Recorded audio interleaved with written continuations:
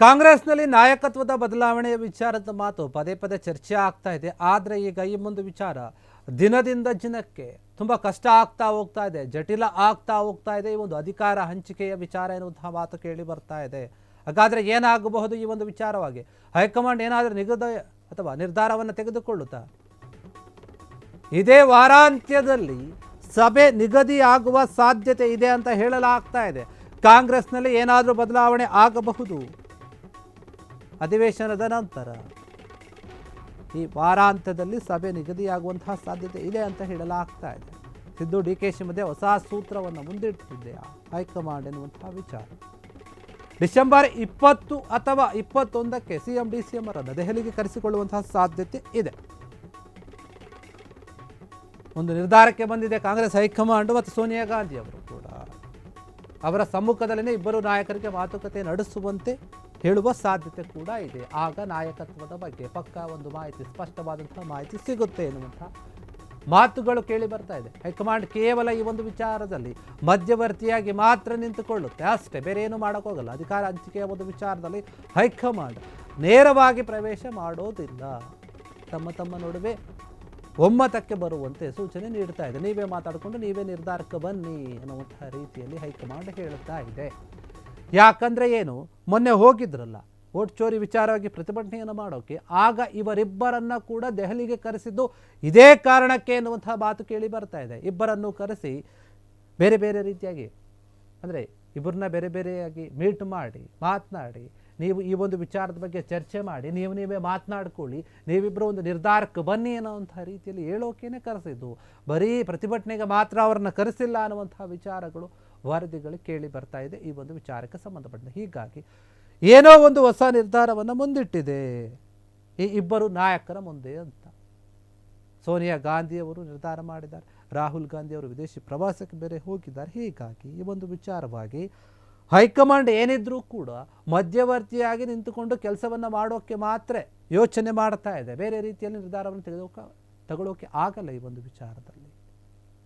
ಈ ಅಧಿಕಾರ ಹಂಚಿಕೆಯ ವಿಚಾರ ಎಂದೇ ನಿಜಕ್ಕೂ ಕೂಡ ದೊಡ್ಡ ಮಟ್ಟದಲ್ಲಿ ತಲೆನೋವು ಆಗ್ತಾ ಇದೆ. ಏನು ಮಾಡಬಹುದು, ಏನಾಗುತ್ತೆ ಎತ್ತ ಅಂತ ಹೇಳಿ ಗೊತ್ತಾಗ್ತಾ ಇಲ್ಲ. ಹೀಗಾಗಿ ಇದೇ ಒಂದು ವಿಚಾರಕ್ಕೆ ಸಂಬಂಧಪಟ್ಟ ಹಾಗೆ ಈಗ ಜಟಿಲ ಆಗ್ತಾ ಹೋಗ್ತಾ ಇದೆ ಈ ಒಂದು ಪರಿಸ್ಥಿತಿ. ಏನಾಗಬಹುದು ಏನಿಲ್ಲ ಪ್ರತಿನಿತ್ಯವೂ ಕೂಡ ಇದೇ ವಿಚಾರದ ಬಗ್ಗೆ ಚರ್ಚೆ ಆಗ್ತಾ ಇದೆ. ಹೀಗಾಗಿ ಇದಕ್ಕೆ ಸಂಬಂಧಪಟ್ಟ ಹಾಗೆ ಬೇರೆ ಬೇರೆ ನಾಯಕರು ಕೂಡ ಹೇಳ್ತಾರೆ, ಸದ್ಯಕ್ಕಂತೂ ಈಗ ಸಿಎಂ ಸಿದ್ದರಾಮಯ್ಯ ಅವ್ರನ್ನ ಚೇಂಜ್ ಮಾಡೋದು ಕಷ್ಟ ಅಂತ ಕೆಲವರು ಹೇಳ್ತಾರೆ. ಯಾಕಂದರೆ ಮುಂದಿನ ಬಜೆಟನ್ನು ಮಂಡನೆ ಮಾಡಬೇಕು, ಅದನ್ನು ನಾನೇ ಮಾಡ್ತೇನೆ ಅಂತ ಬೇರೆ ಸಿದ್ದರಾಮಯ್ಯ ಅವರು ಹೇಳಿದ್ದಾರೆ. ಒಂದು ವೇಳೆ ಅವರೇ ಮಾಡೋದಾದರೆ ಅವರೇ ಮುಂದುವರಿತಾರೆ, ಇಲ್ಲ ಅಂತಂದರೆ ಈ ಒಂದು ವಿಚಾರವಾಗಿ ಬೇರೆ ಏನಾದರೂ ನಿರ್ಧಾರವನ್ನು ತೆಗೆದುಕೊಳ್ಳೋದು ಸೂಕ್ತ ಅಂತ ಕೆಲವರು ಯೋಚನೆ ಮಾಡ್ತಾ ಇದ್ದಾರೆ. ಹೀಗಾಗಿ ಈ ಒಂದು ವಿಚಾರಕ್ಕೆ ಸಂಬಂಧಪಟ್ಟ ಹಾಗೆ ಏನಾಗ್ತಾ ಇದೆ ಅಂತಂದರೆ, ಹೈಕಮಾಂಡ್ ಒಂದು ನಿರ್ಧಾರವನ್ನು ತೆಗೆದುಕೊಳ್ಬೇಕು. ಅದು ಯಾವ ರೀತಿಯಾಗಿ ತೆಗೆದುಕೊಳ್ಳುತ್ತೆ ಅಂದರೆ, ಮಧ್ಯವರ್ತಿಯಾಗಿ ನಿಂತ್ಕೊಂಡು ನೇರವಾಗಿ ಬರ್ತೇನೆ ಮಧ್ಯದಲ್ಲಿ ನಿಂತ್ಕೊಂಡು ಡೀಲ್ ಮಾಡುವಂಥ ವಿಚಾರ. ಅವರಿಬ್ಬರು ನೀವು ಮಾತಾಡಿಕೊಂಡು ನಿಮ್ಮ ಮನಸ್ಸಲ್ಲಿ ಏನಿದೆ ಅಂತ ವಿಚಾರವನ್ನು ಮಾಡಿಕೊಂಡು ನೀವಿಬ್ಬರು ಒಂದು ನಿರ್ಧಾರಕ್ಕೆ ಬಂದು ಆಮೇಲೆ ನಮ್ಗೆ ಏನಾದರೂ ತಿಳಿಸಿದ್ರೆ ನಾವು ಅದರ ಮೇಲೆ ಒಂದು ನಿರ್ಧಾರವನ್ನು ತೆಗೆದುಕೊಳ್ತೀವಿ. ಇಲ್ಲ ಅಂದರೆ ಈ ಒಂದು ವಿಚಾರವಾಗಿ ಕಷ್ಟ ಆಗ್ತಾ ಹೋಗುತ್ತೆ.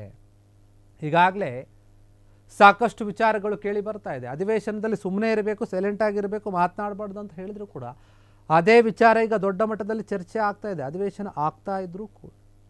ಹೀಗಾಗಿ ಇದು ಸುಮ್ಮನೆ ಇರುವಂತಹ ವಿಚಾರ ಅಲ್ಲ, ಸುಮ್ಮನೆ ಆಗೋದಿಲ್ಲ ಅಂತ ಹೇಳಿ ಇದ್ರ ಬಗ್ಗೆ ಏನಾದರೂ ನಿರ್ಧಾರವನ್ನು ತೆಗೆದುಕೊಳ್ಬೇಕು. ಇದೇ ಒಂದು ವಾರಾಂತ್ಯದಲ್ಲಿ ಅಥವಾ ಏನು ಡಿಸೆಂಬರ್ 20, 21ನೇ ತಾರೀಕು ಇವರಿಬ್ಬರನ್ನು ಕೂಡ ಡೆಲ್ಲಿಗೆ ಕರೆಸಿಬಿಟ್ಟು ಮತ್ತೆ ಇನ್ನೊಂದು ಸುತ್ತಿನ ಮಾತುಕತೆ ನಡೆಸುವಂತಹ ಒಂದು ಸಾಧ್ಯತೆ ಇದೆ.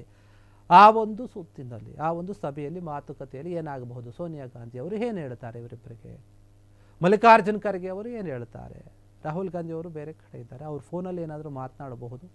ಹೀಗಾಗಿ ಅಲ್ಲಿ ಪ್ರಿಯಾಂಕಾ ಗಾಂಧಿ ಅವರು ಕೂಡ ಇರ್ತಾರೆ. ಏನು ನಿರ್ಧಾರಗಳನ್ನು ತೆಗೆದುಕೊಳ್ತಾರೆ ಅನ್ನೋದನ್ನು ಕಾತ್ ನೋಡ್ತಾ ಇದ್ದಾರೆ. DCM CM ಇಬ್ಬರು ಕೂಡ ಯೋಚನೆ ಮಾಡ್ತಾನೇ ಇದ್ದಾರೆ, ಏನಾಗಬಹುದು ಏನಿಲ್ಲ ಅಂತ. ಬದಲಾವಣೆ ಆಗುತ್ತಾ ಇಲ್ವಾ, ನಂಬರ್ ಗೇಮ್ ಅಂತ ಇದ್ರು, ಅದು ಲೆಕ್ಕಕ್ಕಿಲ್ಲ ಅಂತಾರೆ. ಇವಾಗ ಸಿದ್ದರಾಮಯ್ಯ ನೋಡಿದ್ರೆ ಯಾರು ನಂಬರ್ ಲೆಕ್ಕಕ್ಕಿಲ್ಲ ಅಂತ ಇವಾಗ ಹೇಳ್ತಾರೆ. ಶಿವರಾಜಕುಮಾರ್ ಸಾಂಗ್ತಾರೆ. ಈ ಕಡೆ DK ಶಿವಕುಮಾರ್ ನಾನು ಬಿಡೋದಿಲ್ಲ, ಬೇಕೇ ಬೇಕು ಅಂತ ಹೇಳಿ ಕೂತ್ಕೊಂಡಿದ್ದಾರೆ.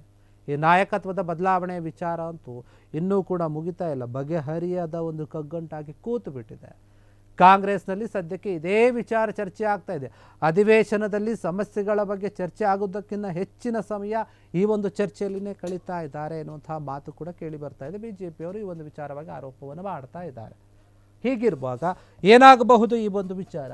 ಕಾಂಗ್ರೆಸ್ ಪಾಳ್ಯದಲ್ಲಿ ಏನಾದರೂ ಈ ಒಂದು ತಿಂಗಳಲ್ಲಿನೇ ಬದಲಾವಣೆ ಆಗುತ್ತಾ? ನವೆಂಬರ್ ಅಂತ ಹೇಳಿದ್ರು, ಡಿಸೆಂಬರ್ಗೆ ಬಂತು, ಡಿಸೆಂಬರ್ ಇಲ್ಲ ಜನವರಿ ಅಂತ ಇದ್ದಾರೆ. ಆದರೆ ಈ ಒಂದು ವಾರ ಅಂತ್ಯದಲ್ಲಿ ಇವರನ್ನು ಕರೆಸಿ ಮಾತುಕತೆ ಆದರೆ ಜನವರಿಗೆ ಏನಾದರೂ ಬದಲಾವಣೆ ಆಗಬಹುದಾ? ಅಥವಾ ಬಜೆಟ್ ಮಂಡನೆ ಆದ ನಂತರ ಏನಾದರೂ ಬದಲಾವಣೆ ಆಗುವಂತಹ ಸಾಧ್ಯತೆಗಳು ಇದೆಯಾ? ಅಲ್ಲಿಯವರೆಗೂ ಕೂಡ ಸುಮ್ಮನಿರಿ ಅಂತ ಹೇಳ್ತಾರೆ. ಇಷ್ಟು ದಿನ ಅಧಿವೇಶನ ಇತ್ತು, ಅದಕ್ಕೋಸ್ಕರ ಸುಮ್ಮನೆ ಇರೋದು. ಈಗ ಬಜೆಟ್ ಬರುತ್ತೆ, ಅದಕ್ಕೋಸ್ಕರ ಸುಮ್ಮನೆ ಇರಿ ಅಂತ ಹೇಳ್ಬೋದು. ಹೀಗಾಗಿ ಮುಂದಕ್ಕೆ ಹಿಂಗೆ ತಳ್ಕೊಂಡು ಹೋಗ್ತಾರಾ? ಸಿಗುತ್ತಾ ಇಲ್ವಾ ಡಿ ಕೆ ಶಿವಕುಮಾರ್ ಅವ್ರಿಗೆ? ಅವರು ಬಯಸ್ತಾ ಇರುವಂಥ ಒಂದು ಸ್ಥಾನ ಗೊತ್ತಿಲ್ಲ. ಹೀಗಾಗಿ ಏನಾಗುತ್ತೆ ಕಾಂಗ್ರೆಸ್ನಲ್ಲಿ ಅನ್ನೋದನ್ನು ಕಾದು ನೋಡಬೇಕು.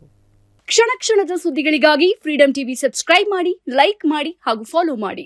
ಹೊಸ ಸುದ್ದಿಗಳ ನೋಟಿಫಿಕೇಶನ್ಗಾಗಿ ಬೆಲ್ ಐಕಾನ್ ಮೇಲೆ ಕ್ಲಿಕ್ ಮಾಡಿ.